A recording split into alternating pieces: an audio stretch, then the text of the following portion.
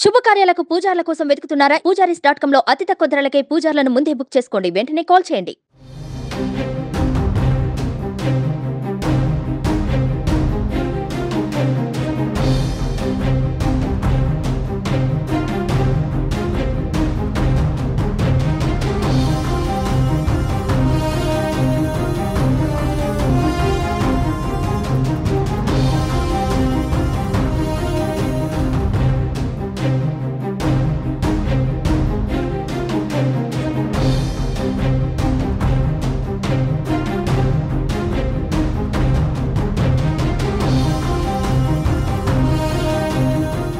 MLC కవిత bail petition పై సర్వత్రా ఉత్కంఠకు తెరపడింది. కవిత bail మంజూరైంది.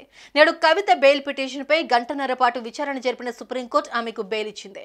Delhi liquor, CBI, ED కేసులో bail కోసం సుప్రీంకోర్టును కవిత ఆశ్రయించిన విషయం తెలిసిందే. ట్రయల్ కోర్టు, హైకోర్టులో బెయిల్ పిటిషన్లను తిరస్కరించడంతో కవిత సుప్రీంకోర్టును ఆశ్రయించింది. కవిత తరపున ప్రముఖ న్యాయవాది ముకుల్ రోహత్గి వాదనలు వినిపించారు. కవితకు బెయిల్ పొందే అర్హత ఉందని తెలిపారు. మహిళగా, రాజకీయ నేత, ప్రజా ప్రతినిధిగా కవిత బెయిల్ అర్హురాలు అంటూ కవిత తరపున వాదనలు వినిపించారు. ఈడీ, సిబిఐ కేసులో ఇప్పటికే విచారణ పూర్తయిందని న్యాయవాది ముకుల్ రోహత్గి తెలిపారు. ఈడీ కేసుల్లో 5 నెలలుగా కవిత జైల్లో ఉన్నారని అన్నారు. సిబిఐ కేసులో 4 నెలలుగా జైలులో ఉన్నారని చెప్పారు. ఈ కేసులో మొత్తం 493 మంది సాక్షుల విచారణ ముగిసిందని అన్నారు. కేసులో ఛార్జ్ షీట్లు కూడా దాఖలు చేశారని తెలిపారు. కవిత దేశం విడిచి పారిపోయే అవకాశం లేదని రోహత్గి అన్నారు. కవితకు బెయిల్ పొందే అర్హత ఉందని తెలిపారు. 100 కోట్లు చేతులు మారినట్లు ఆరోపణలు మాత్రమే అని అన్నారు. కవిత బెయిల్ పిటిషన్ పై justice BR Gavai, justice Viswanathan ల ధర్మాసనం విచారణ జరిపింది. కవితకు సెక్షన్ 45 ఎందుకు వర్తించదని ఈడీఐ, సిబిఐ తరపు లాయర్లను జస్టిస్ గవాయ్ ప్రశ్నించారు. అరుణ్ పిళ్ళైను కవిత ప్రభావితం చేశారని అంటున్నారు. కానీ ఆ సమయంలో పిళ్ళై జైల్లో ఉన్నారు.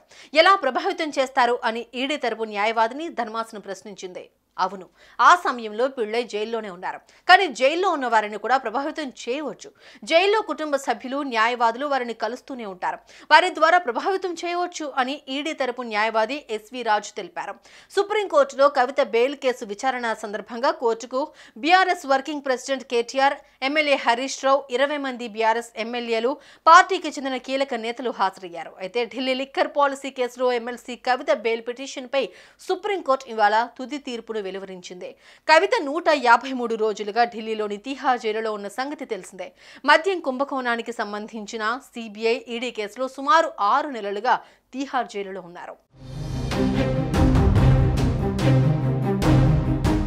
సుమన్ టీవీలో మీ పర్సనల్ అండ్ బిజినెస్ ప్రమోషన్స్ కోసం కింది నెంబర్కి కాంటాక్ట్ చేయండి.